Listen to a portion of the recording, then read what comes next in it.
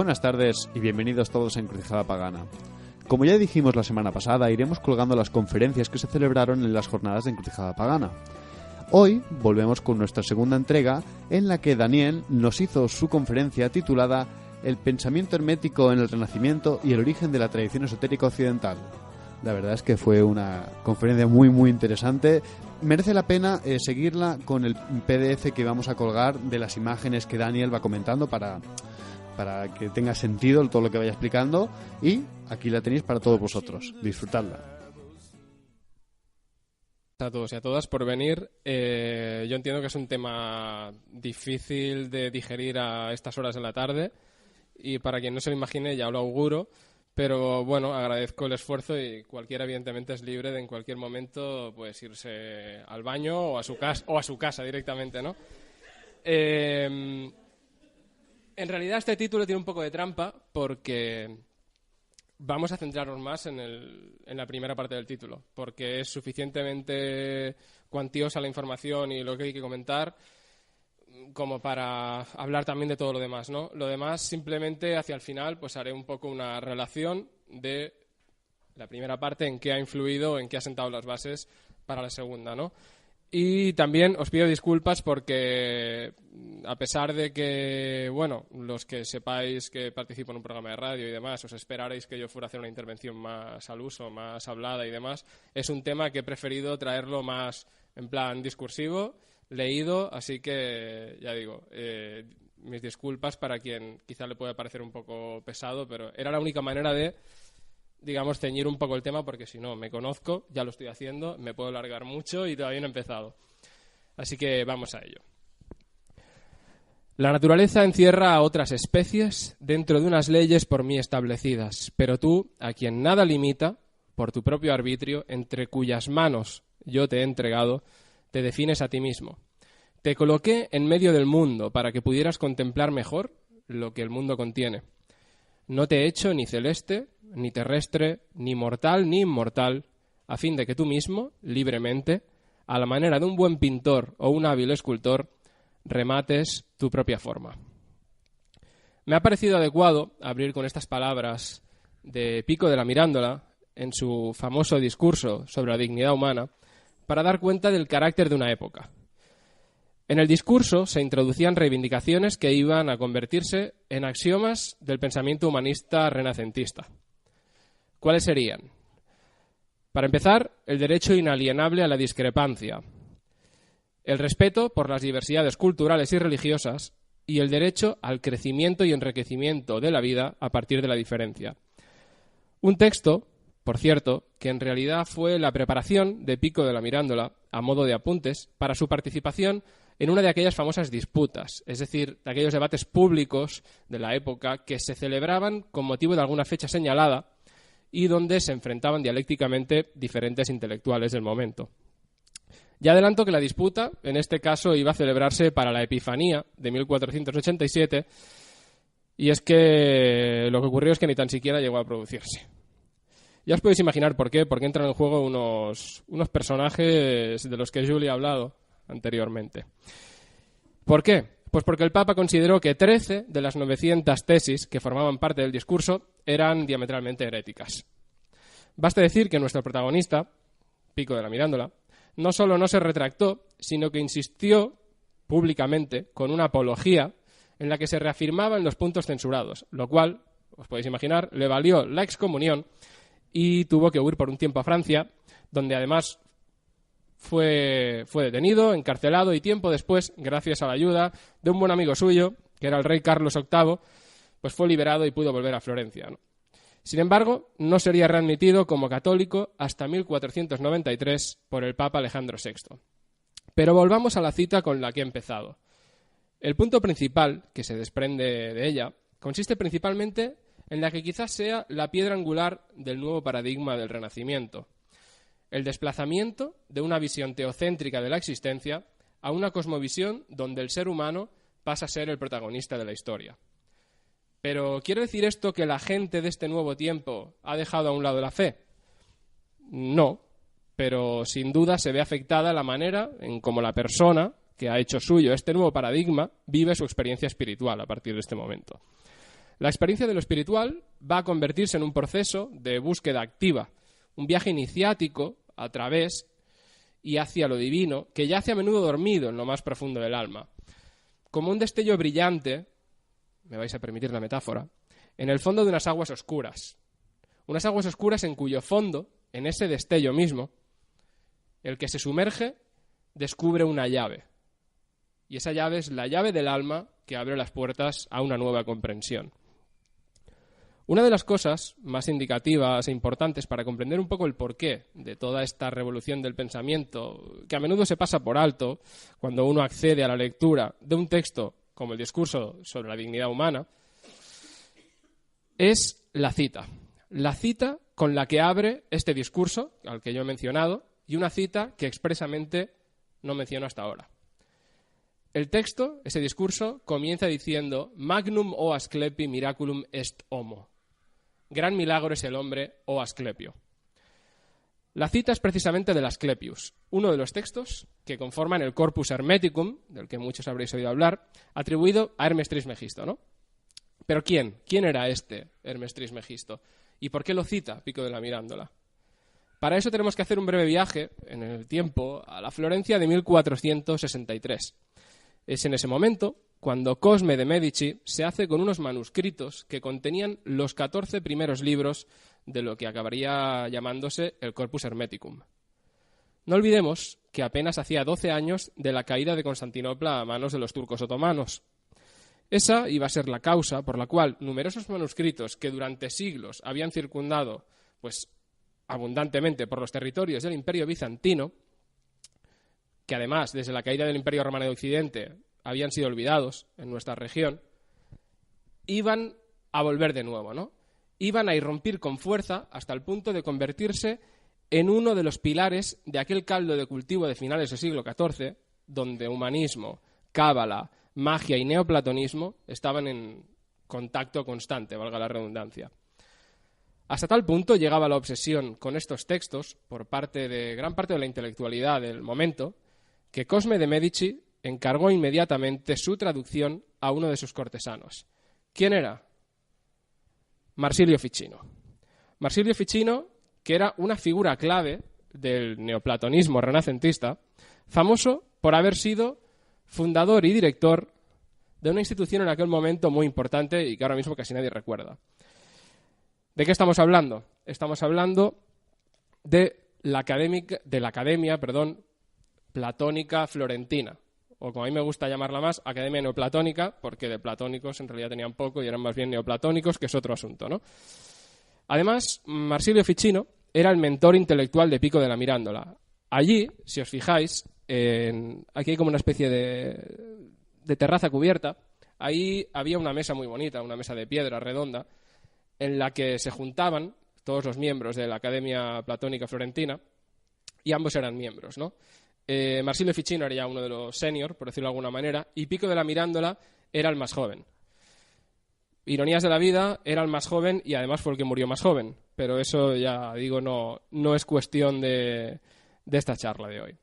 Como digo, tal era la urgencia para Cosme, que ordenó a Ficino que interrumpiese la traducción de nada más y nada menos, lo que voy a decir es jodido, nada más y nada menos que los diálogos de Platón. Es decir, pensó que era secundario. ¿Para qué? Para que se centrara exclusivamente en traducir a toda máquina y en exclusividad los manuscritos del Corpus Hermeticum. Cumpliendo con su deber, en tan solo un año, Ficino ya los tenía listos. Seguramente la prisa de Cosme se debía a su temor por no poder leerlos antes de ver llegar el fin de sus días. Y es que justo el mismo año en que la traducción estaba lista, le llegó la muerte. No deja de causar cierta compasión que el responsable de haber traído a Europa una obra que llegaría a ser tan influyente fuera a su vez la persona que menos pudo disfrutar de ella. ¿A qué tanta expectación? Os estaréis preguntando. ¿Quién era el tal Trismegisto? Pues bien, según se deduce de los textos mencionados, ya no solo el Corpus Hermeticum y el Asclepius, este último cuya traducción al latín se atribuye, por cierto, al famoso Apuleyo, que algunos conoceréis por ser autor del Asno de Oro, una fábula de claras connotaciones esotéricas. Como digo, según todos estos textos, Hermes Trismegisto, que significa el 3 veces grande, sería un profeta pagano de origen egipcio, anterior a Jesucristo y, si no anterior a Moisés, como mínimo contemporáneo de este. Los planteamientos de su pensamiento, recogido en esta variopinta miscelánea de textos atribuidos a su nombre, se enmarcarían en una tradición filosófica muy próxima al neoplatonismo propio del Egipto helenístico, de los 2 o 3 siglos antes de nuestra era. Si bien esta corriente de pensamiento, que pasaría a conocerse, ahora sí, como el hermetismo, a pesar de compartir con el neoplatonismo una característica básica, que era el monoteísmo, este monoteísmo era un monoteísmo, digamos, intelectualizante. No era el resultado más bien de una conclusión filosófica y no tanto, ¿no?, de una revelación en otros contextos, como por ejemplo en el, vamos a decirlo así, en el tribalismo, en el monoteísmo tribalista de la religión judaica. Como digo, me pierdo porque puedo ir aquí sacando temas, pero es que si no, no acabamos nunca. Otra de las características, ¿no?, propias del hermetismo sería una cosa que iba a tener sus dificultades para encajarla con el cristianismo del momento, incluso también para los seguidores del hermetismo que profesaban la fe hebraica. ¿Cuál sería? La metempsicosis, es decir, la transmigración de las almas. Este iba a ser un punto conflictivo. Y en esto, pues se diferenciaría también, además, por intentar amalgamar la influencia de otras corrientes de pensamiento, como serían el pitagorismo y la tradición iniciática de los órficos. Además, el hermetismo incluiría como parte de su propia propuesta espiritual a prácticas, esto es muy importante tenerlo en cuenta, prácticas como la magia, la alquimia y las ciencias ocultas, como por ejemplo la astrología, además de otro tipo de mancias que ejercerían la función de aliadas en ese camino, en el fondo, que es el fin último del hermetismo, que es el retorno del alma al origen de todo, a la trastienda del universo, o como dirían ellos mismos, en sus palabras, a Dios o al Creador. Tratemos de entender entonces todo lo que esto significaba para unas gentes que planteaban un retorno a la grandeza del mundo antiguo en todas sus expresiones, así como una purificación del cristianismo hacia sus propios orígenes. Ese maravilloso y añorado mundo clásico hasta ahora parecía irreconciliable con el cristianismo y generaba no pocas angustias en los artistas y pensadores humanistas. ¿Cómo era posible, se preguntaban, que Platón, Aristóteles, Pitágoras, Homero, Virgilio, Cicerón, en definitiva, todas las grandes figuras y referentes de la antigüedad, estuvieran equivocados? Figuras que son un poco como el canon, ¿no? A mí también me gustaría añadir aquí a un personaje femenino que muchas veces se menciona de pasada, ¿no?, que sería Hipatia de Alejandría, por ejemplo, una importantísima neoplatónica contemporánea a los orígenes del hermetismo. Aquí ya metí un poco la pata porque he dicho los orígenes del hermetismo. Porque una cosa es la visión mitológica del hermetismo y otra cosa es lo que probablemente sea la realidad. Pero no nos avancemos. Ya digo, en serio, es muy necesario entender la angustia que había en esta pregunta por parte de personas que, hay que reconocerlo, eran profundamente cristianas y algunas de un cristianismo muy místico. Y para ellos era básico poder ensamblar una cosa con la otra, establecer una línea de continuidad. Así que hay que hacer un esfuerzo que desde hoy en día puede costar para entender esa necesidad. Y así es como la llegada de unos textos, estos que menciono, que planteaban una visión de la existencia desde un punto de vista cosmogónico y metafísico tan cercana, aunque con sus diferencias, a las religiones del libro, y que el supuesto autor, es decir, Hermes Trismegisto, en aquel momento no se consideraba un personaje mítico, sino que se interpretaba literalmente. Todo esto, además añadido al hecho de que hubiera sido contemporáneo o incluso anterior incluso a Moisés, de repente daba respuesta a toda esa angustia que acabamos de comentar. Ahora todo, desde esa visión cristiana de los humanistas del siglo XV, todo cobraba sentido. ¿Por qué? Porque en tiempos paganos habría existido un profeta y por ende también un grupo de personas que había accedido a una comprensión del mundo tal y como es visto evidentemente desde un punto de vista monoteísta, pero una visión del mundo muy similar a la de la tradición judio-cristiana. Un profeta, este Hermes Trismegisto, que en el fondo debemos entender, y esto es interesante, pero no nos podemos detener mucho porque ya daría solo para hablar una hora de eso, hay que entenderlo como una analogía, una versión griega del dios egipcio Thoth. Al mismo tiempo, Thoth, que es el dios del conocimiento y la magia, sería análogo también al Hermes griego. No es casual que este personaje mítico, fundador del hermetismo, y que se llame Hermes o 3 veces grande, lleve precisamente el nombre de Hermes, asimilable a Thoth, y encima se le atribuyan orígenes egipcios. Quedaba pues establecida la existencia de una filosofía perenne, una tradición primordial que enlazaría el mundo pagano con el presente cristiano. Y aquí cuidado, porque me gustaría añadir que en esta ocasión nos estamos centrando exclusivamente en cómo transformó el hermetismo la tradición esotérica occidental. Pero hay que tener en cuenta que del mismo modo en que estos textos fueron percibidos como fueron percibidos por parte de estos pensadores cristianos heterodoxos, que por otra parte también eran completamente revolucionarios desde un punto de vista cultural, lo mismo ocurrió exactamente en el mundo islámico y precisamente con el mismo tipo, con el mismo perfil de personas y de intelectuales. El mundo islámico, donde además la alquimia tenía una presencia, sobre todo en la mística sufí, que iban casi de la mano. Pero ya digo, es otro mundo. Sería como llamarlo, habría que cambiar el título de la charla y llamarlo el pensamiento hermético en la edad de oro del Islam y el nacimiento o el origen de la tradición esotérica del Islam. O sea, pero sería prácticamente análogo, ¿no? En otro contexto, desde el que ver más o menos la misma reproducción de un patrón muy similar de transformación de ciertas escuelas de pensamiento, es que, ya digo, sería muy complicado, ¿no? Tratarlo en esta ocasión. Por eso no tenemos tanto tiempo como para extendernos sobre el asunto, pero solo por hacer una mención, que creo que merece la pena, uno de los textos clave de la tradición hermética, que a muchos os sonará, que es un brevísimo texto conocido como la Tabla Esmeralda o la Tabla Esmeraldina, de la cual, si uno busca en Google, pues verá que hay pues unos objetos muy bonitos, ¿no? Parece que hechos de esmeralda. Ya adelanto que son un fake, pero en muchas webs conspiranoicas y demás la gente dice, ya tenemos aquí la Tabla Esmeraldina, y además parece que está escrita en púnico, lo cual es un poco una locura.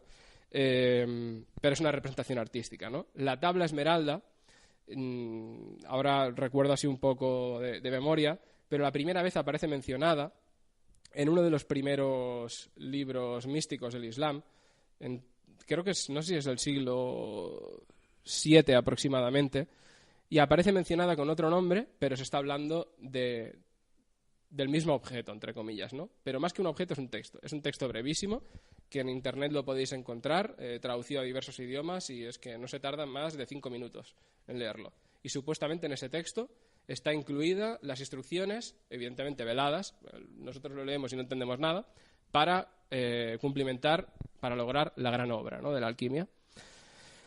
En fin, este neohermetismo, que nace aquí en el Renacimiento, por llamarlo de alguna manera, porque en realidad es una amalgama de hermetismo, neoplatonismo, cábala, cristianismo esotérico y alquimia, dio lugar al nacimiento, de la mano de nuevas concepciones cosmológicas, como el heliocentrismo de Copérnico y las obras de Paracelso, de quien ha hablado Julia, a un nuevo mundo de referencias simbólicas que pervivió durante largo tiempo y en algunos casos pues todavía pervive de algún modo, ¿no? Pero detengámonos en este personaje que acabamos de mencionar. Seguramente algunas de las personas ya hayáis olvidado hablar de él, y para quien no hubiera oído hablar de él ya lo ha hecho de mano de Julia. Sería este personaje que se convertiría en clave. En clave ya no solo por ser uno de los pioneros de la medicina moderna, además de por su faceta de alquimista, que yo creo que ha sido la más recordada. No digo que sea la más importante, pero desde un punto de vista de la filosofía, de la historia de las ideas, evidentemente esa es la parte, digamos, con la que nos vamos a quedar hoy aquí, ¿no? Pero lo que no sabe la mayoría de gente es que en un momento en el que el cristianismo se debatía entre catolicismo y reforma, y después la contrarreforma como respuesta a las corrientes reformadas del cristianismo, a los protestantes, Este hermetismo cristianizado, ¿de quién? Pues de Theophrastus Philippus Aureolus Bombastus von Hohenheim, Paracelso para los amigos. Además suena mejor. A él le gustaba que le llamaran Paracelso, porque, claro, con ese nombre igual imagino que en la escuela escolástica le hacían un poco de bullying, pobrecito, con ese nombre. Además ya vemos que tampoco era un señor especialmente agraciado. Pues por un momento, y sobre todo después de su muerte en 1541, además otro que también murió más o menos joven, aunque podemos intuir en esta representación idealizada que hay al otro lado, aunque idealizada no sé, prefiero el original, creo yo, pero aquí se supone que ya es en su última época. Supongo que tanto experimentar con la alquimia, claro, imagino que estar trajinando con mercurio y bueno, con azufre, aunque bueno, con el azufre tampoco pasa nada. Yo tengo alguna experiencia con azufre, no respiré azufre y aquí sigo, ¿no? Pero bueno, quizá por eso hablo de estas cosas. Ya digo, su pensamiento acabó convirtiéndose casi, para unos pocos, en una alternativa desde el cristianismo, vamos a decirlo así, o desde un cristianismo extraño, una alternativa tanto a la opción protestante como a la opción católica, ¿no? ¿Por quién? Pues por seguidores suyos, como por ejemplo Oswald Kroll, que creo que ha aparecido mencionado también en la exposición de Julia, también lo conocían como Crollius, por representar precisamente eso, ¿no? Bueno, ahora que se habla tanto, bueno, quizá ya no tanto, en su día se hablaba de terceras vías, pues Paracelso era la tercera vía, ¿no? Así le fue. ¿Cómo se conocería a esta alternativa, a esta religión nueva, ¿no? Él no la llamó así en ningún momento, pero así la definía el propio Oswald Kroll como la religión de las dos luces. ¿Cuáles serían estas dos luces? Pues según el propio Kroll, en el prefacio de su Basílica Química, uno de los más interesantes textos alquímicos de la época, decía lo siguiente. En este frontispicio, que aparece aquí no exactamente, porque esto es, digamos, como la portada, sino ya en el interior, digamos, que la presentación, para explicar un poco en qué consistía ese libro, decía: el sumum de la verdad teológica y la filosófica y la fundación de una religiosidad perfecta a partir del libro de la gracia y el libro de la naturaleza. Y esta religión pronto tuvo un nombre: Theophrastia Sancta, evidentemente en honor de Teofrasto, ¿no? Pues a Paracelso. Detengámonos un momento a analizar la imagen porque creo que vale la pena. La tengo también más ampliada, creo que la voy a abrir independientemente porque la vamos a poder ver mejor. A ver, es esta de aquí. Porque vamos a tener que ir centrándonos en algunos aspectos en concreto, ¿no? Esta imagen, que a priori es como un caos, uno empieza a ver mil cosas y dice, bueno, ¿por dónde empiezo, no?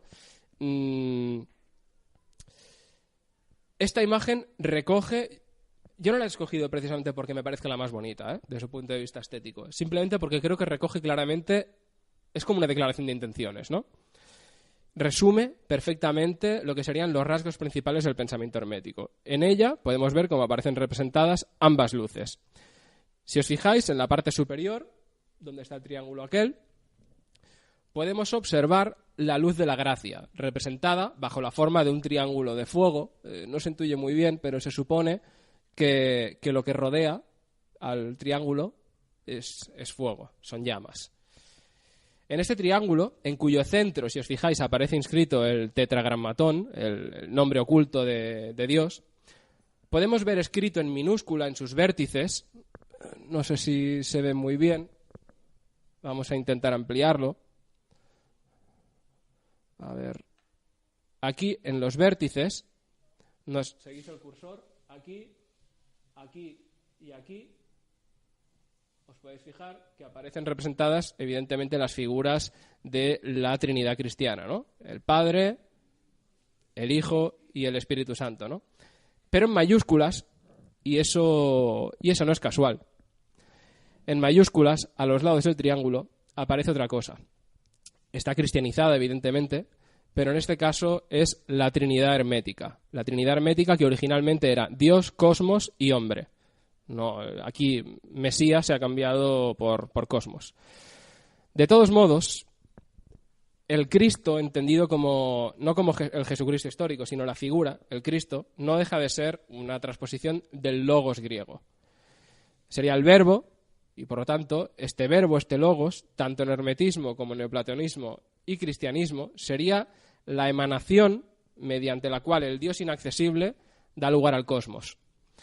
Este logos, en el caso del ser humano, tendría un equivalente directo que sería el nous, el intelecto platónico, la parte más cercana a la divinidad del alma humana, la inteligencia, digamos, de carácter más espiritual, más intuitiva. Este nous, según los pensadores herméticos, sería la única vía por la cual se puede acceder y ascender en esa cadena áurea de las emanaciones, que es otro concepto también hermético, en la cual todo emana directamente desde el origen de todo y todo tiene parte de divinidad, desde la deidad incognoscible directamente hasta el más humilde de los minerales, lo cual enlaza un poco con esa visión de reencantamiento, vamos a decirlo así, o de recuperar una religión viva de las cosas, un poco relacionada tangencialmente con lo que decía Julia, ¿no? De que todo en parte está vivo, ¿no? Todo en parte está vivo, perdón. Ya digo, sería este nous, esta capacidad, equiparable al logos, lo que permitiría viajar desde el mundo de arriba al mundo que está abajo. Y esto es importante porque aunque el pensamiento hermético acabó pues, por convertirse en una especie de religión de la mente, altamente intelectualizado, todos sabemos que en última instancia hay cosas pues a las que solo puede accederse desde la praxis de alguna forma de mística. Da igual lo mucho que queramos pensar las cosas. Al final hay que intuir, hay que dejarse llevar, hay que vivenciar las cosas, ¿no? Y en el caso del pensamiento hermético, esta praxis, esta función, correspondería a 3 vías sobre las que volveremos en un rato, que serían la alquimia, la astrología y la teurgia. Pero volvamos al grabado, porque envolviendo a ese triángulo de fuego, observamos cómo se ve rodeado por diferentes astros donde se inscriben entidades espirituales y virtudes relacionadas con el mundo del espíritu, ¿no? Pues tenemos aquí los ángeles, los arcángeles, las virtudes, las potestades, etcétera, ¿no? Todo categorías muy ligadas al espíritu y a lo intelectual. Justo debajo, y para eso vamos a bajar a esta zona de la imagen, vamos a mirar, a ampliar un poco más, porque creo que esta es la apuesta más interesante del pensamiento hermético. Hemos visto la luz de la gracia y ahora estamos en la luz del libro de la naturaleza. Ya digo, esto es clave para entender el hermetismo. En este caso, a cada uno de los lados corresponde una de las 3 esferas del ser humano. Por ejemplo, si os fijáis, ánima, corpus, spiritus, tenemos el alma, que en términos biológicos estaría relacionada con el mundo animal, lo podéis ver también ahí en la imagen, ánima, animalia, estaría relacionada, como digo, con este mundo animal en tanto el alma es personal. Y sabemos que los animales son conscientes de sí mismos y, por lo tanto, esas serían las correspondencias, ¿no? Aquí ya entramos en un lenguaje que, como comentaba Julia, muy ya de esas correspondencias, de esas analogías simbólicas, que evidentemente son válidas, pueden ser más o menos válidas desde un punto de vista universal, a un nivel, digamos, discursivo, filosófico, pero hay que vivenciarlas. Igual hay gente a la que este camino pues no le funciona. Al fin y al cabo, las propuestas espirituales son caminos, ¿no? Y a todo el mundo no le funcionan del mismo modo o directamente no conectan. ¿Cuál sería esa otra potestad? Sería el espíritu, que en este caso estaría relacionado con el mundo vegetal, en tanto el espíritu es trascendente, pero no es exclusivamente personal. Aquí yo la veo un poco cogida con pinzas, ¿no? Esta analogía con el mundo vegetal sí que lo puedo ver más o menos relacionado con el elemento del aire, ¿no? Por esa analogía con el tema de la libertad, ¿no? Que no está sujeto tanto a cambios físicos, materiales, aunque también. Pero si vamos directamente al cuerpo, este yo creo que es de los más fáciles, ¿no?, de comprender. En este caso estaría puesto en relación con el mundo de los minerales, considerando que el cuerpo, y esto es una visión muy hermética, también parecida al gnosticismo, aunque en realidad el gnosticismo y el hermetismo son bastante opuestos, pero sin embargo comparten algunas cosas. Y una es esta visión del cuerpo humano, que no es que se desprecie, como sí que se desprecia en el gnosticismo, pero el cuerpo, en tanto pertenece completamente al mundo de la materia, no tiene conciencia por sí mismo, del mismo modo en que los materiales inertes, como por ejemplo los minerales, no tendrían conciencia de sí mismos.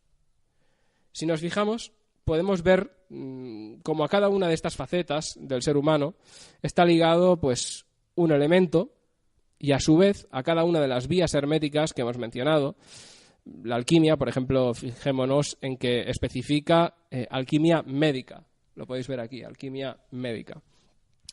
Esto es importante que hable de médica y va muy relacionado con lo que comentaba Julia respecto al fármaco, ¿no? Esto es contemporáneo de la época, de esa especie de transición que comentaba Julia. Aquí está operando también ese espíritu controlador de la naturaleza y de los medios y sobre todo de la química, ¿no? Y se está advirtiendo, por ejemplo, el uso que se debe hacer de la alquimia, ¿no? La alquimia debe ser usada como algo médico, ¿no? Como algo positivo, curativo. No debe transgredir otras cosas, ¿no? En la visión que hay desde el pensamiento hermético. Luego estaría también la teurgia, que en este caso aparece bajo la forma de la cábala, que la tenemos al lado derecho, que estaría relacionada también pues, con la astrología, que aquí se relaciona con la magia astrológica. Esta sería, ya digo, la tríada básica de la praxis hermética. Arriba tenemos todo lo que es el corpus intelectual y aquí la praxis. Todo este mundo natural vemos que está regido por los signos del zodíaco, que rodean completamente la rueda de las estrellas fijas e inmóviles. Esto ya se estaba convirtiendo más en una visión simbólica que no real, porque desde Copérnico y demás ya se vio con Tycho Brahe y compañía que las estrellas de fijas e inmóviles, más bien nada. Pero seguía teniendo valor desde un punto de vista cosmológico, no tanto científico. Funcionaba como lenguaje simbólico. El mundo, en este caso, estaría sujeto a las leyes del cosmos. Al contrario que el otro, que estaría como ilimitado. Hay una serie de astros y demás que están como emitiendo fulgores y como si estuvieran en constante explosión. Aquí es un sistema perfectamente cerrado. Y por eso hacen falta esas tres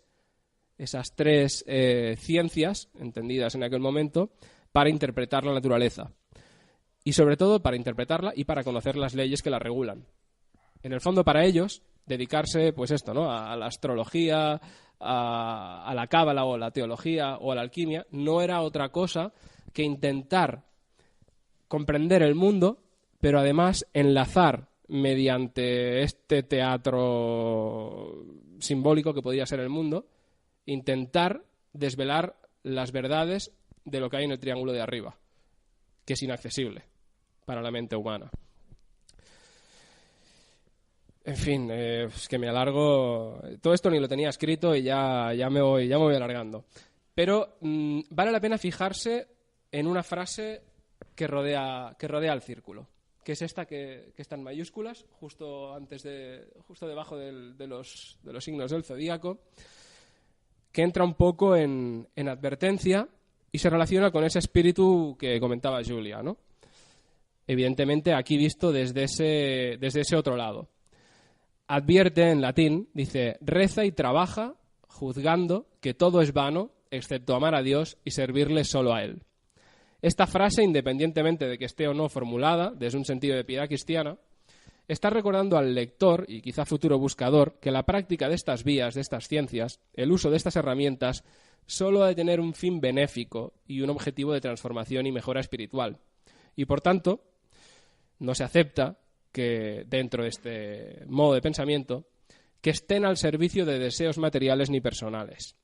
Recordemos, en aquella época, en aquellos siglos, la obsesión de alguna gente cuyo principal interés con respecto a la alquimia era hacerse de oro vendiendo pociones o, interpretando literalmente las metáforas, convertir el plomo en oro.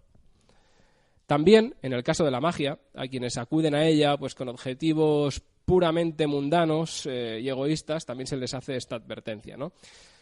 Y aquí yo me voy a meter un poco en terreno pantanoso, porque es un terreno que yo además controlo poco, pero algunos de los amigos y amigas que estáis aquí presentes sabéis, y tenéis pues la suficiente experiencia con la praxis mágica, y seguro que más allá de interpretaciones o aproximaciones religiosas, supongo que algo de acuerdo estarán en que cuando uno pues está dispuesto a transgredir, a adentrarse en ese sendero de la mano izquierda, o directamente a realizar unas prácticas dañinas o con un objetivo puramente egoísta, lo cual es, cuidado, perfectamente legítimo desde un punto de vista de libertad.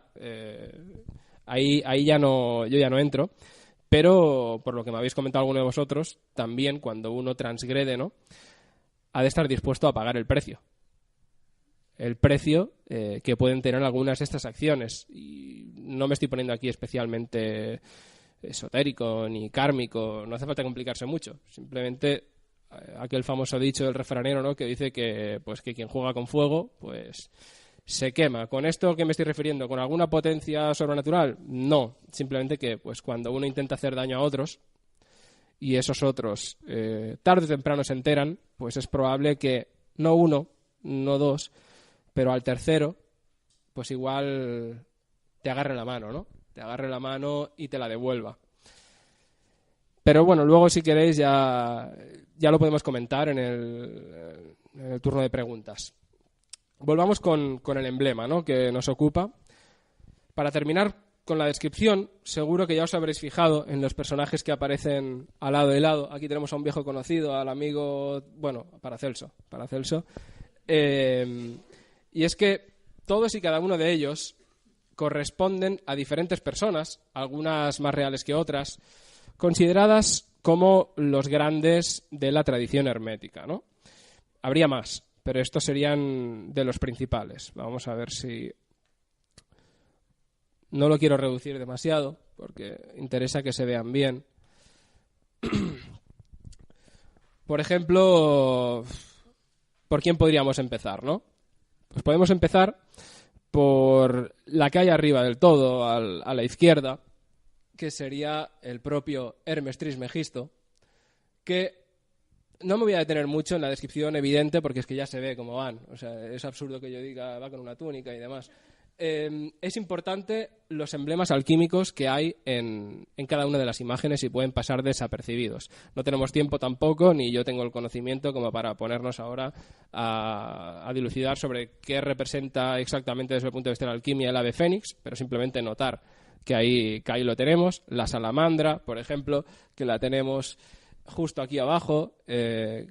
También, ¿cuáles más tenemos? Pues tenemos al pelícano, justo arriba a la derecha, dando de beber su sangre a sus hijos, que es un símbolo que pertenece a la alquimia, pero también tiene orígenes en el cristianismo esotérico, ¿no? Es una imagen que está más relacionada con ese mundo. También el Uroboros, que aparece justo aquí, con Morienes, el romano. Todo esto serían supuestos profetas o figuras herméticas. Este es uno quizá de los menos conocidos. A ver si lo puedo ampliar. Bueno, ampliar, que se vean. No. Bueno, Heber, yo creo que así se ve más o menos bien, ¿no? Se intuye. Tenemos también a Roger Bacon, que lo incluyen también como uno de los hermetistas más importantes, que como digo aquí aparece con la salamandra, y también pues al hexagrama, representado aquí por Ramón Llull, el hispano, que me parece a mí que Ramón Llull no lo viene siendo, porque todo esto viene de una confusión. Es una época en la que aparecen muchos textos bajo nombres un poco absurdos. Empezaron a aparecer un montón de tratados sobre alquimia en el siglo XV, XVI sobre todo, y en el XVII ya se popularizaron bajo el nombre de Raimundus Lullius.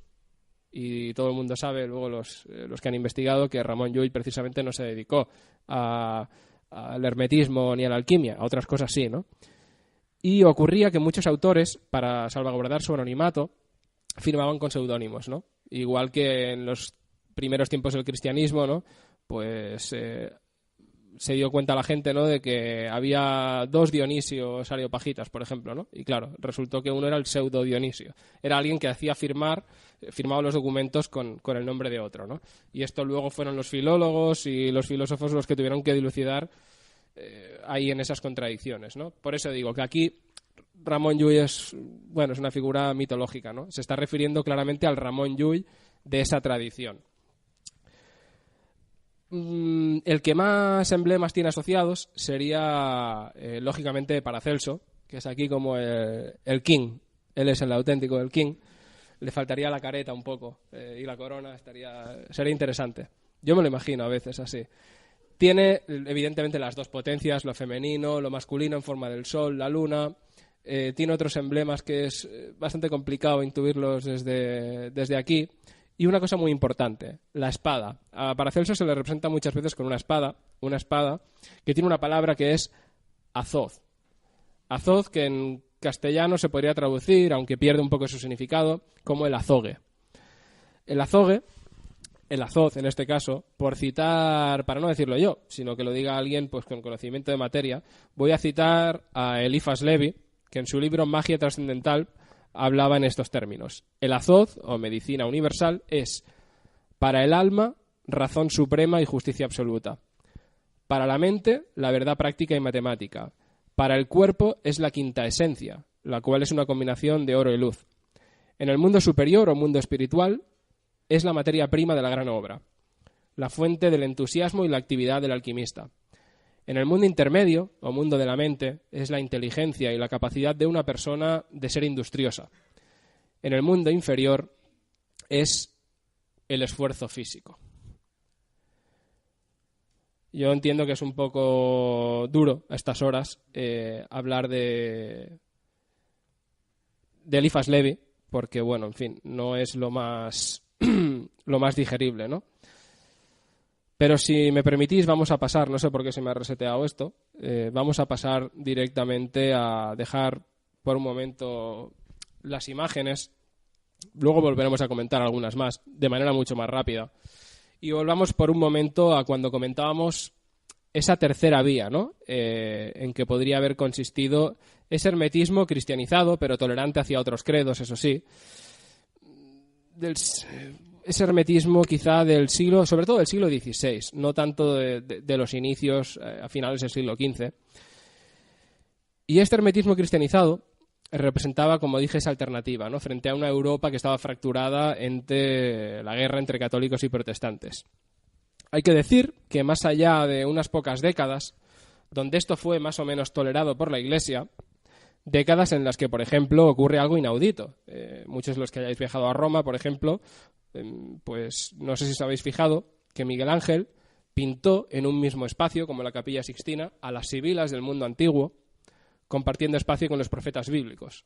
No están ni pintadas más pequeñas, ni en cualquier otro sitio, no, están intercaladas en el techo de la Capilla Sixtina, profeta bíblico, sibila, profeta bíblico, sibila. Haciendo, digamos, caso, siguiendo esta línea en la cual todo está conectado, ¿no? Desde los tiempos de las sibilas, desde el mundo pagano, hasta la actualidad, entendida como la actualidad de ellos, ¿no?, del siglo XVI. Sea como sea, esto fue algo que duró bastante poco, puesto que la animadversión de la Iglesia fue aumentando progresivamente. No hay que olvidar la excomunión de Pico de la Mirándola, por ejemplo, por esas acusaciones de herejía. Y esta animadversión, ya digo, fue aumentando hasta que llegó el punto, con el recrudecimiento del dogmatismo por parte tanto de católicos como protestantes, en esa guerra que ambos tenían por el control de Europa, que tanto unos como otros acabaron proscribiendo completamente la propuesta hermética. Y desde entonces se consideró pura y simplemente herejía. Para más Inri, y siento soltaros este bombazo a estas alturas, en 1614, un filólogo suizo de nombre Isaac Casaubon vino a fastidiarlo todo, porque después de analizar los textos atribuidos a Hermes Trismegisto, concluyó que se trataba de obras escritas en griego entre los siglos II y III de nuestra era, es decir, después de Cristo. Se siente, ¿no? El caso es que después de este análisis filológico, no se podía afirmar que eran la obra directa de un antiquísimo sacerdote egipcio pagano. Esto, que hoy en día puede parecernos pues no excesivamente dramático ni desastroso, es más, lo decimos aquí como bromas, reímos un poco y demás, en aquel momento eso era un, madre mía, vaya melocotonazo que nos acaba de caer, ¿no? Ahora, ¿qué hacemos con esto, no? Pues en su momento, desde el momento en que se desmonta esa idea de que el hermetismo, ese paganismo profético, prefiguraba el cristianismo y ya no era más un precursor, sino que era una forma de paganismo intelectualizado posterior a Jesucristo, pues entonces se despreció y se dijo, bueno, pues para hacer cosas cristianas, pues seamos cristianos, ¿no? ¿Para qué nos hace falta esto? Desde entonces, el hermetismo se convirtió en una corriente ya no minoritaria, como lo era, sino directamente marginal. Y a menudo, teniendo en cuenta sobre todo, más o menos, iba a decir el nivel de tolerancia, no, el nivel de intolerancia de los estados que legislaban, si eran más radicales o menos en materia religiosa, pues a veces se convertían en grupos semiclandestinos o directamente clandestinos. Muchos de quienes continuaron esta tradición decidieron hacer caso omiso a las pruebas de este Isaac Casaubon, este gran troll del momento. Y otros pensaron pues que quizá la manera de una solución más o menos algo sofisticada al problema era que, bueno, que el hecho de que los textos se hubieran escrito en griego entre el siglo II y III de nuestra era, eso no implicaba pues que no fueran depositarios de una tradición egipcia muy anterior en el tiempo, eso sí, de la cual los textos originales se desconocen y alguien los puso por escrito en el siglo II o el siglo III, o simplemente fue tradición oral, ¿no? Sería una opción de verlo, que no sería ni la de todo esto es una mierda y se lo han inventado, o Isaac Casaubon era un, como dirían en algunas webs, era un Illuminati, era un desinformador, estaba pagado por la CIA del momento, ¿no? Por el Vaticano. En fin, fuera como fuese, el caso es que a partir de este momento, esa tradición hermética, en forma de continuidad o simplemente como influencia, se refugió en los últimos coletazos de la alquimia del siglo XVII, que por cierto fue el momento que dio pues las obras más maravillosas, de las cuales, si queréis, ahora veremos algunas imágenes, así como también se refugió en algunas sociedades secretas o discretas, como los Rosacruces, o en cierto modo, aunque no literalmente, en la masonería especulativa de inicios del siglo XVIII. Veremos también cómo esta corriente de pensamiento, que en algún momento hemos llamado la religión de la mente, ha perdurado de alguna u otra manera hasta nuestros días. Pero antes de llegar a ese punto, volvamos de nuevo a hacer un repaso en forma de imágenes de cómo toda esta tradición fue madurando y fue expresándose gracias a su cada vez más intrincada relación con la alquimia, hasta el punto que casi se volvió inseparable. Ya no tanto se expresaba en obras textuales, sino en obras pues esencialmente dependientes de imágenes. Vamos a ver algunas de ellas. Vamos a ver si ampliamos esto en pantalla completa para que se vea mejor. Parece que no quiere. Vale, sí. Bueno, aquí tenemos la Capilla Sixtina, que me he olvidado de ponéroslo antes. Tenemos aquí intercalados Sibila, Profeta, Sibila, y etcétera. Tengo aquí algunos detalles más de las sibilas en concreto. Es muy gracioso el detalle de la sibila de Kuma, que es esta de aquí arriba, que yo creo que fue un cameo de algún amigo de Miguel Ángel, que estaba muy ciclado y le dijo, tú vas a ser la sibila de Kumas, ¿no? Porque, bueno, realmente es pavorosa. Y, bueno, aquí tenemos otras dos más idealizadas, ¿no? Y la tercera, que a mí siempre me ha recordado mucho a la Venus de Botticelli. No sé, ahora no recuerdo si son más o menos de la misma época. No, creo que Botticelli es anterior, pero, bueno, no sé, igual era la nieta de la modelo de entonces. Vamos, como digo, con las imágenes, ¿no? Aquí, por ejemplo, tenemos un emblema de 1724 aparecido en esta obra. No sé alemán, así que los que lo sepáis os lo pronunciáis en vuestra mente, y los que no, pues lo pronunciáis como lo pronunciaría yo en la mía, ¿no? Es de 1724, aunque la original es de 1604. Aparece aquí abajo, siempre aparece representado porque en 1604, supuestamente, dentro de la tradición Rosacruz, es cuando Christian Rosenkreuz reemerge de esa cueva, de ese retiro donde había estado oculto, ¿no? durante muchísimos años, y volvía, ¿no? Con una analogía también un poco, esto me lo saco de la manga, pero a mí me ha recordado eso, ¿no? Como una analogía un poco casi de la segunda venida, ¿no? Esa segunda venida de Cristo que nunca llega, pues Christian Rosenkreutz, poquitos años ya tuvo la segunda venida. Y aquí lo vemos saliendo de la cueva ante los discípulos que se maravillan, ¿no? de lo que están viendo. Sale aquí, evidentemente, sale de viejo, resucitando tal como llegó al mundo. Es ese emblema a veces tan recurrente, ¿no? en la mitología, de que la muerte, en el fondo, volver de la muerte es renacer, ¿no? Y aunque no sea volver de la muerte, morir también es nacer de otro modo, ¿no? Aquí tenemos otra imagen, esta es la típica, ¿no? Esto aparece en una obra de Theophilus Schweikart, no sé cómo se pronunciará, bueno, y es la típica imagen que representa supuestamente el Colegio Invisible de la Hermandad Rosacruz. Tenéis muchas cosas, pero a mí me parece siempre una imagen muy bonita porque es como un grupo de gente que va por el mundo, itinerante, móvil, que contiene muchos saberes secretos y preciosos ahí por arriba que van flotando en forma de angelotes y astros que te comunican cosas, otros que intentan acceder pero se despeñan, y otros que si no se despeñan ya hay unos ángeles con una especie de bastones que te arrean. Otros tienen trompetas, una espada que te corta, ¿no? En fin, están como advirtiendo, ¿no? En parte también de que no cualquiera es válido para estas cosas y que hay que estar también dispuesto, a quien esté dispuesto a adentrarse en estas corrientes, a defender lo suyo pues con uñas y dientes, ¿no? Más imágenes. Esta a mí me parece muy bonita. Esta yo creo que es claramente alquímica, o por lo menos, aunque la obra se titula Cábala, es también del siglo XVII, de un autor muy importante, que luego os he dejado aquí una bibliografía para los que queráis coger, y ya digo, es una obra que para mí representa claramente una iniciación, en la cual, bueno, la liebre, no sé si alguna vez... Esto yo lo aprendí en un curso de simbología que hice con el profesor Raimon Arola, del cual recomiendo aquí algunos libros, y algunos de vosotros habéis hecho este curso también conmigo. Mencionaba la liebre, ¿no? La liebre, que muchas veces es emblema de la concupiscencia, de los vicios y demás, pero también no olvidemos el refrán popular a veces de estar a cuando salte la liebre, ¿no? Es estar siempre al acecho a ese momento que, en este caso, sería... A ver cómo lo explico.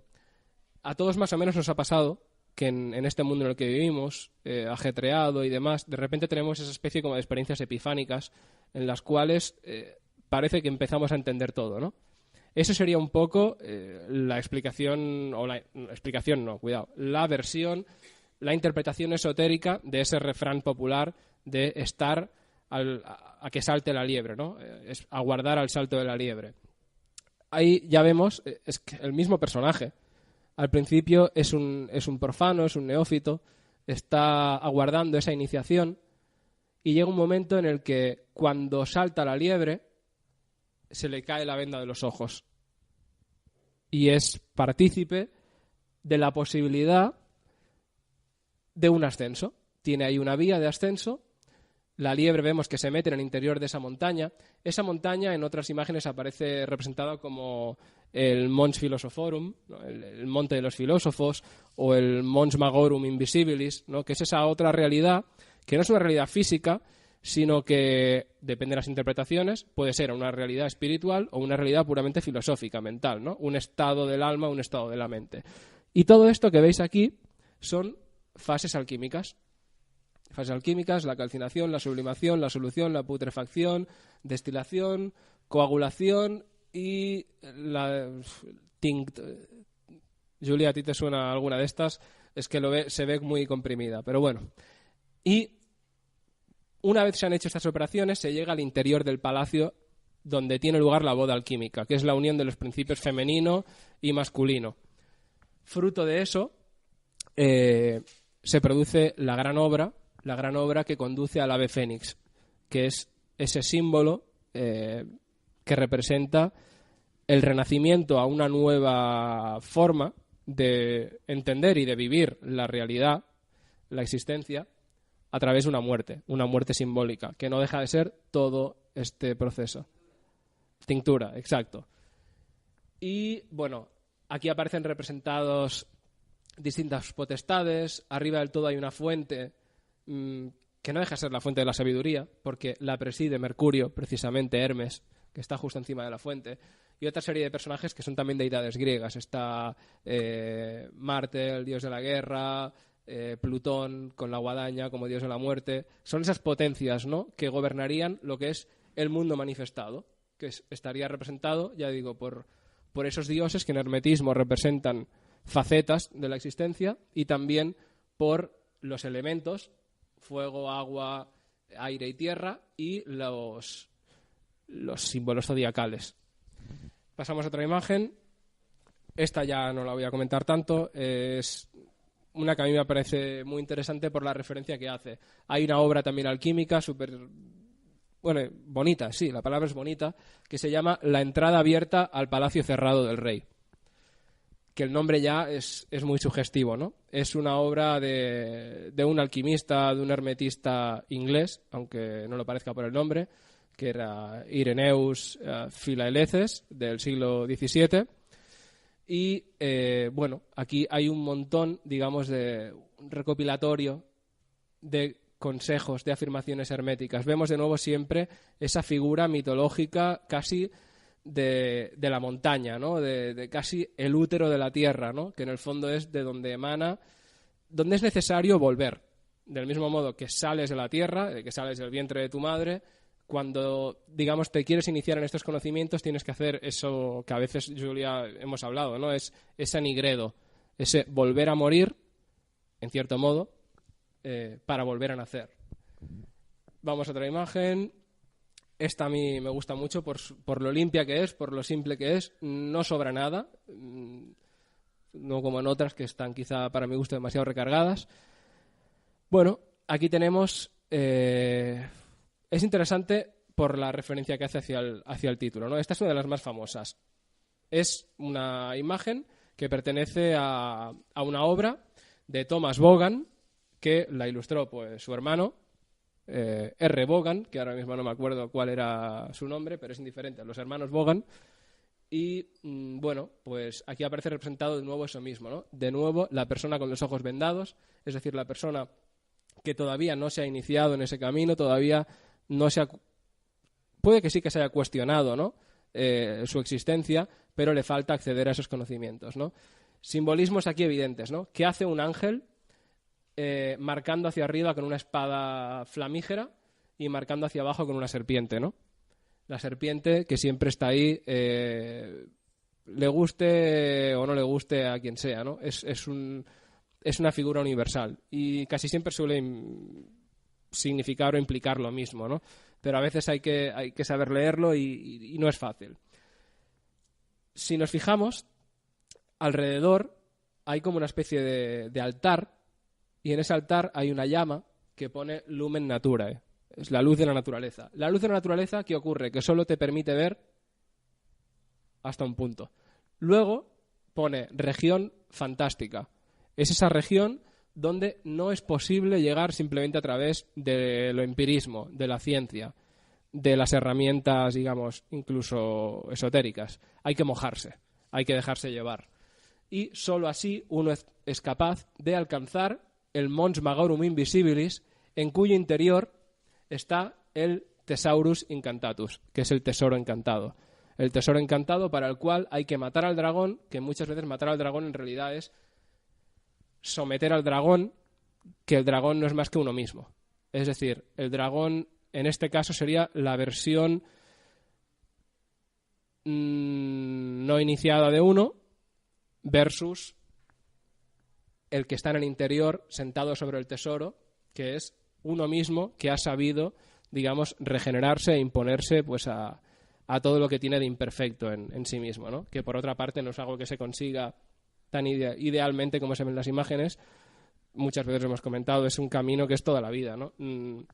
Es inalcanzable, ¿no? Yo creo que la gran obra alquímica nunca se llega a alcanzar. A pesar de todo, hay que intentar buscarla, ¿no? Otra obra también magnífica, que es La fuga de Atalanta, de Michael Mayer, otro referente también. Esto ya se entronca en una tradición ya rigurosamente casi alquímica.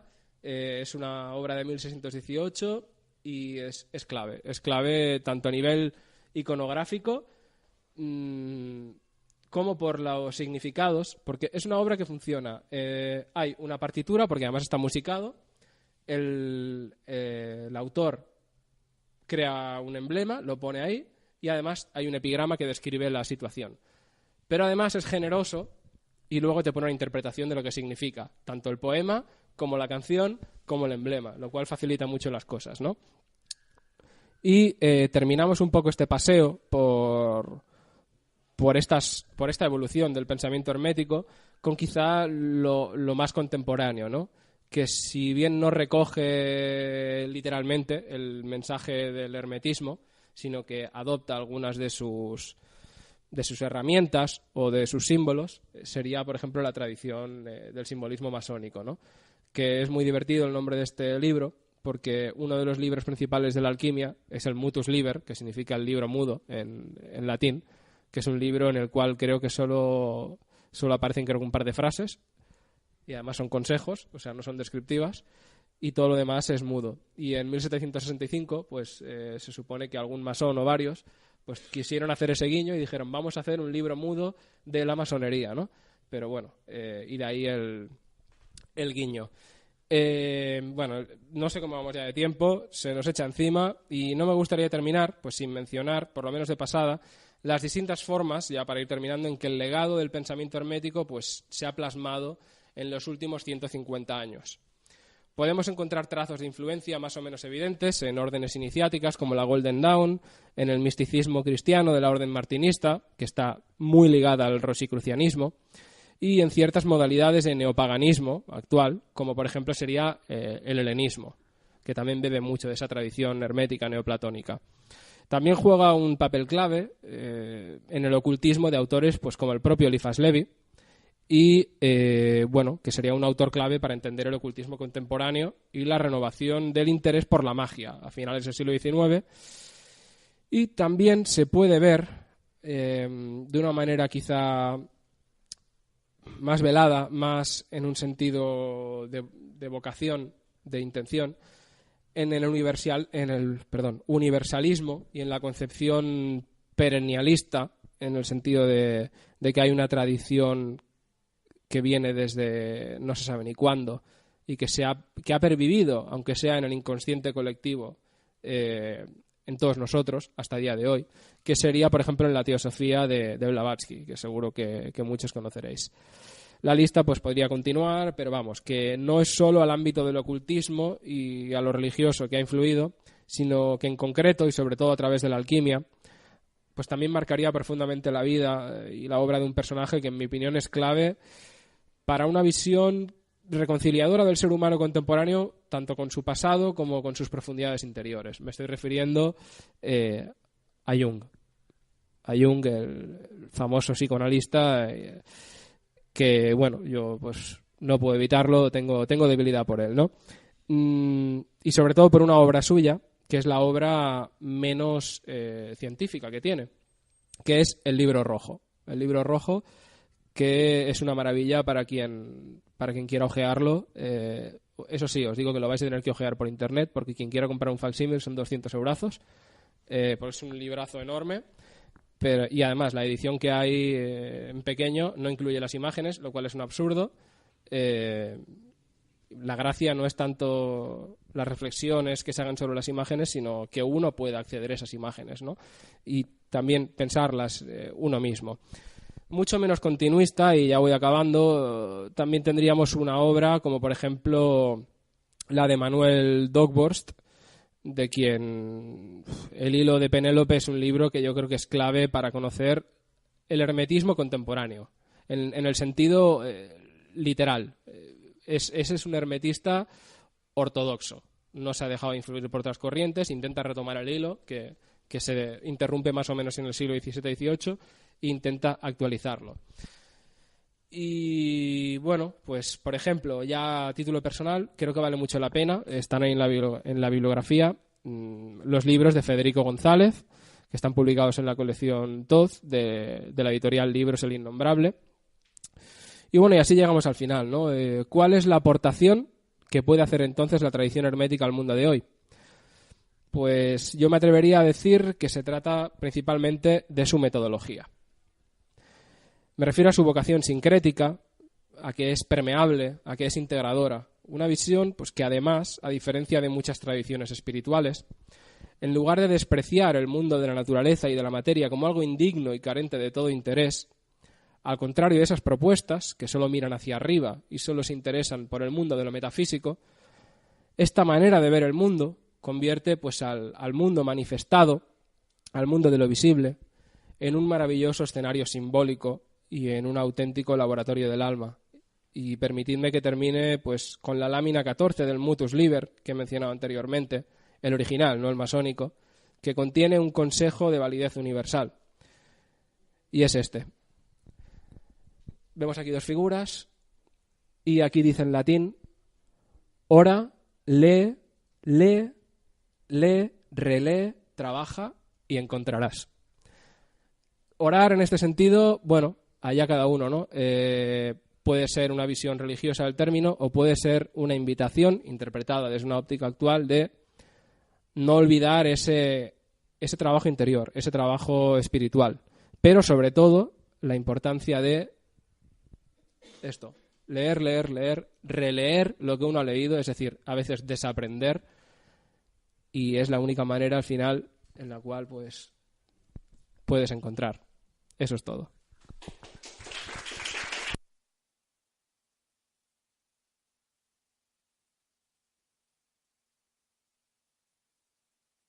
Bueno, y los que tengáis preguntas, pues como antes, ¿no?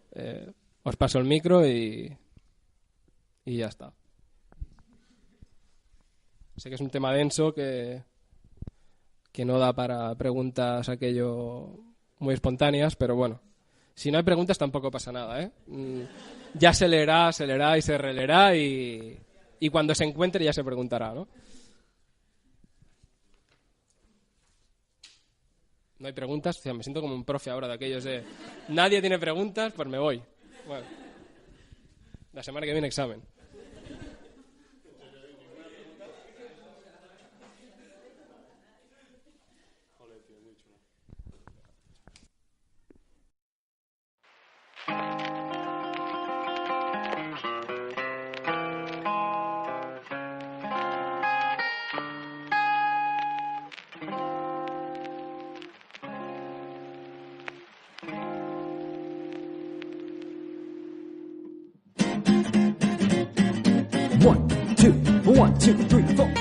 Y hasta aquí la conferencia que nos ofreció Daniel en las jornadas de Encrucijada Pagana en la segunda edición. Os recordamos que seguimos a vuestra disposición a través de un mensaje privado por Facebook, a la página de Facebook de Encrucijada Pagana, o bien al correo electrónico encrucijadapagana@gmail.com. Saludamos a nuestra matrona Eris y nos despedimos hasta el próximo programa. Gypsy magic, eye of the nude and cinnamon. Watch as the matter turns to batter. Open the portal, jump in.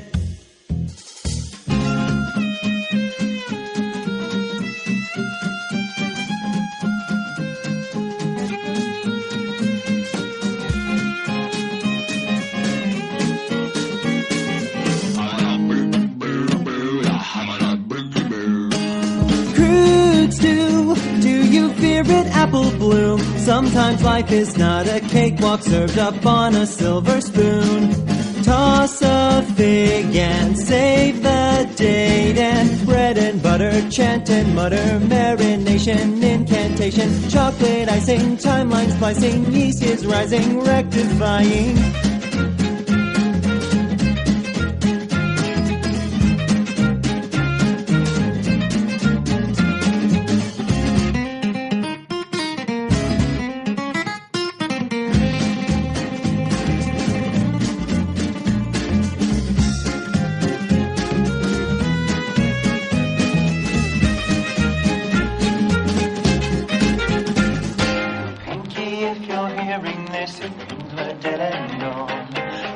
don't bake a portal, just accept it and move on. My cauldron is preheated and I've got you in my thrall. Let's beat these yoke and save my folk by baking the fourth wall. Watch as I work my gypsy magic, see pony tears and throw below. God help this outcast with her witchcraft, someday I'm gonna go home. Someday I'm gonna go home.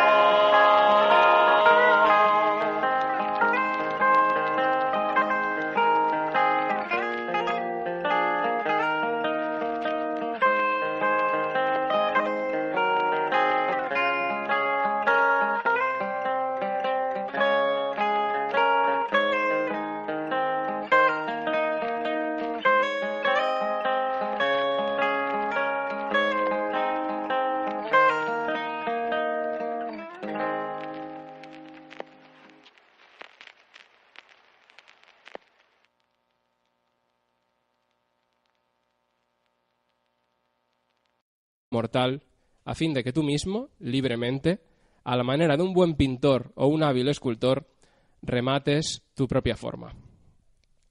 Me ha parecido adecuado abrir con estas palabras de Pico de la Mirandola en su famoso discurso sobre la dignidad humana para dar cuenta del carácter de una época. En el discurso se introducían reivindicaciones que iban a convertirse en axiomas del pensamiento humanista renacentista. ¿Cuáles serían? Para empezar, el derecho inalienable a la discrepancia, el respeto por las diversidades culturales y religiosas y el derecho al crecimiento y enriquecimiento de la vida a partir de la diferencia. Un texto, por cierto, que en realidad fue la preparación de Pico de la Mirandola, a modo de apuntes, para su participación en una de aquellas famosas disputas, es decir, de aquellos debates públicos de la época que se celebraban con motivo de alguna fecha señalada y donde se enfrentaban dialécticamente diferentes intelectuales del momento. Ya adelanto que la disputa, en este caso, iba a celebrarse para la Epifanía de 1487, y es que lo que ocurrió es que ni tan siquiera llegó a producirse.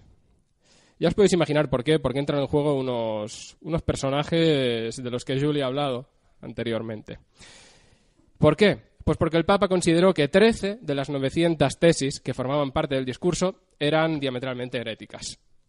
Basta decir que nuestro protagonista, Pico de la Mirandola, no solo no se retractó, sino que insistió públicamente con una apología en la que se reafirmaban los puntos censurados, lo cual, os podéis imaginar, le valió la excomunión y tuvo que huir por un tiempo a Francia, donde además fue detenido, encarcelado y tiempo después, gracias a la ayuda de un buen amigo suyo, que era el rey Carlos VIII, pues fue liberado y pudo volver a Florencia, ¿no? Sin embargo, no sería readmitido como católico hasta 1493 por el Papa Alejandro VI. Pero volvamos a la cita con la que he empezado. El punto principal que se desprende de ella consiste principalmente en la que quizás sea la piedra angular del nuevo paradigma del Renacimiento: el desplazamiento de una visión teocéntrica de la existencia a una cosmovisión donde el ser humano pasa a ser el protagonista de la historia. Pero ¿quiere decir esto que la gente de este nuevo tiempo ha dejado a un lado la fe? No, pero sin duda se ve afectada la manera en sus cortesanos. ¿Quién era? Marsilio Ficino. Marsilio Ficino, que era una figura clave del neoplatonismo renacentista, famoso por haber sido fundador y director de una institución en aquel momento muy importante y que ahora mismo casi nadie recuerda. ¿De qué estamos hablando? Estamos hablando de la Academia Platónica Florentina, o como a mí me gusta llamarla más, Academia Neoplatónica, porque de platónicos en realidad tenían poco y eran más bien neoplatónicos, que es otro asunto, ¿no? Además, Marsilio Ficino era el mentor intelectual de Pico de la Mirandola. Allí, si os fijáis, aquí hay como una especie de terraza cubierta. Ahí había una mesa muy bonita, una mesa de piedra redonda, en la que se juntaban todos los miembros de la Academia Platónica Florentina, y ambos eran miembros, ¿no? Marsilio Ficino era ya uno de los senior, por decirlo de alguna manera, y Pico de la Mirandola era el más joven. Ironías de la vida, era el más joven y además fue el que murió más joven, pero eso ya digo, no es cuestión de esta charla de hoy. Como digo, tal era la urgencia para Cosme, que ordenó a Ficino que interrumpiese la traducción de nada más y nada menos, lo que voy a decir es jodido, Nada más y nada menos que los diálogos de Platón. Es decir, pensó que era secundario. ¿Para qué? Para que se centrara exclusivamente en traducir a toda máquina y en exclusividad los manuscritos del Corpus Hermeticum. Cumpliendo con su deber, en tan solo un año, Ficino ya los tenía listos. Seguramente la prisa de Cosme se debía a su temor por no poder leerlos antes de ver llegar el fin de sus días. Y es que justo el mismo año en que la traducción estaba lista, le llegó la muerte. No deja de causar cierta compasión que el responsable de haber traído a Europa una obra que llegaría a ser tan influyente fuera a su vez la persona que menos pudo disfrutar de ella. ¿A qué tanta expectación? Os estaréis preguntando. ¿Quién era el tal Trismegisto? Pues bien, según se deduce de los textos mencionados, ya no solo el Corpus Hermeticum y el Asclepius, este último cuya traducción al latín se atribuye, por cierto, al famoso Apuleyo, que algunos conoceréis por ser autor del Asno de Oro, una fábula de claras connotaciones esotéricas. Como digo, según todos estos textos, Hermes Trismegisto, que significa el 3 veces grande, sería un profeta pagano, de origen egipcio, anterior a Jesucristo, y si no anterior a Moisés, como mínimo contemporáneo de este. Los planteamientos de su pensamiento, recogido en esta variopinta miscelánea de textos atribuidos a su nombre, se enmarcarían en una tradición filosófica muy próxima al neoplatonismo propio del Egipto helenístico, de los 2 o 3 siglos antes de nuestra era. Si bien esta corriente de pensamiento, que pasaría a conocerse, ahora sí, como el hermetismo, a pesar de compartir con el neoplatonismo una característica básica, que era el monoteísmo, este monoteísmo era un monoteísmo, digamos, intelectualizante. No era el resultado más bien de una conclusión filosófica y no tanto, ¿no? de una revelación en otros contextos, como por ejemplo en el, vamos a decirlo así, en el tribalismo, en el monoteísmo tribalista de la religión judaica. Como digo, me pierdo porque puedo ir aquí sacando temas, pero es que si no, no acabamos nunca. Otra de las características, ¿no?, propias del hermetismo sería una cosa que iba a tener sus dificultades para encajarla con el cristianismo del momento, incluso también para los seguidores del hermetismo que profesaban la fe hebraica. ¿Cuál sería?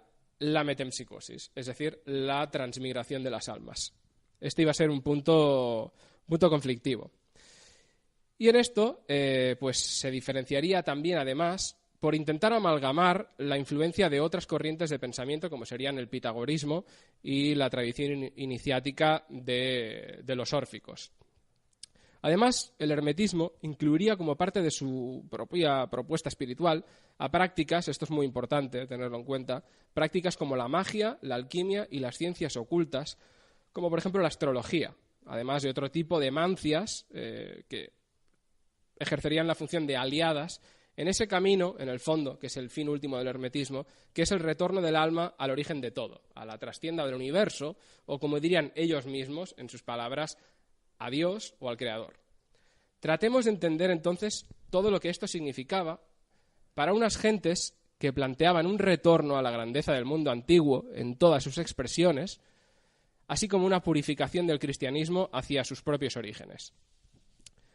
Ese maravilloso y añorado mundo clásico, hasta ahora parece...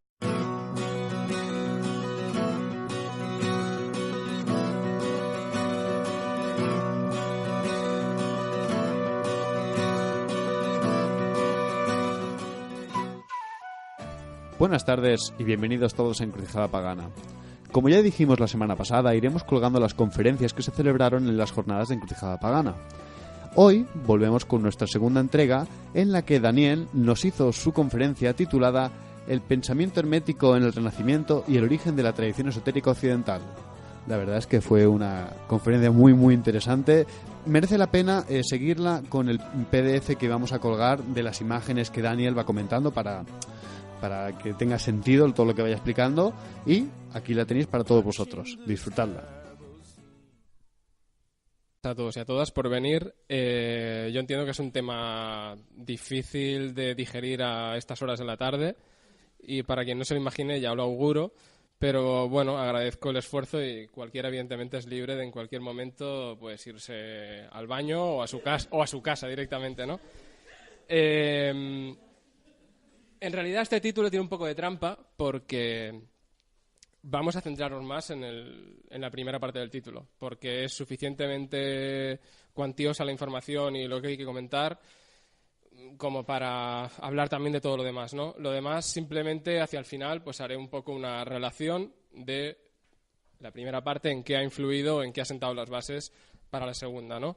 Y también os pido disculpas porque, a pesar de que, bueno, los que sepáis que participo en un programa de radio y demás, os esperaréis que yo fuera a hacer una intervención más al uso, más hablada y demás, es un tema que he preferido traerlo más en plan discursivo, leído, así que, ya digo, mis disculpas para quien quizá le pueda parecer un poco pesado, pero era la única manera de, digamos, ceñir un poco el tema, porque si no, me conozco, ya lo estoy haciendo, me puedo largar mucho y todavía no he empezado.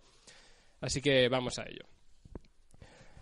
La naturaleza encierra a otras especies dentro de unas leyes por mí establecidas, pero tú, a quien nada limita, por tu propio arbitrio, entre cuyas manos yo te he entregado, te defines a ti mismo. Te coloqué en medio del mundo para que pudieras contemplar mejor lo que el mundo contiene. No te he hecho ni celeste, ni terrestre, ni mortal, ni como la persona que ha hecho suyo este nuevo paradigma vive su experiencia espiritual a partir de este momento. La experiencia de lo espiritual va a convertirse en un proceso de búsqueda activa, un viaje iniciático a través y hacia lo divino que yace a menudo dormido en lo más profundo del alma. Como un destello brillante, me vais a permitir la metáfora, en el fondo de unas aguas oscuras. Unas aguas oscuras en cuyo fondo, en ese destello mismo, el que se sumerge descubre una llave. Y esa llave es la llave del alma que abre las puertas a una nueva comprensión. Una de las cosas más indicativas e importantes para comprender un poco el porqué de toda esta revolución del pensamiento, que a menudo se pasa por alto cuando uno accede a la lectura de un texto como el discurso sobre la dignidad humana, es la cita. La cita con la que abre este discurso, al que yo he mencionado, y una cita que expresamente no menciono hasta ahora. El texto, ese discurso, comienza diciendo «Magnum o Asclepi miraculum est homo». Gran milagro es el hombre, o Asclepio.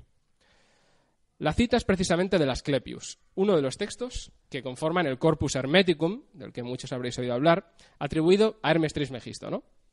Pero ¿quién? ¿Quién era este Hermes Trismegisto? ¿Y por qué lo cita Pico de la Mirandola? Para eso tenemos que hacer un breve viaje en el tiempo a la Florencia de 1463. Es en ese momento cuando Cosme de Medici se hace con unos manuscritos que contenían los 14 primeros libros de lo que acabaría llamándose el Corpus Hermeticum. No olvidemos que apenas hacía 12 años de la caída de Constantinopla a manos de los turcos otomanos. Esa iba a ser la causa por la cual numerosos manuscritos que durante siglos habían circundado, pues, abundantemente por los territorios del Imperio Bizantino, que además, desde la caída del Imperio Romano de Occidente, habían sido olvidados en nuestra región, iban a volver de nuevo, ¿no? Iban a irrumpir con fuerza hasta el punto de convertirse en uno de los pilares de aquel caldo de cultivo de finales del siglo XIV, donde humanismo, cábala, magia y neoplatonismo estaban en contacto constante, valga la redundancia. Hasta tal punto llegaba la obsesión con estos textos por parte de gran parte de la intelectualidad del momento, que Cosme de Medici encargó inmediatamente su traducción a uno de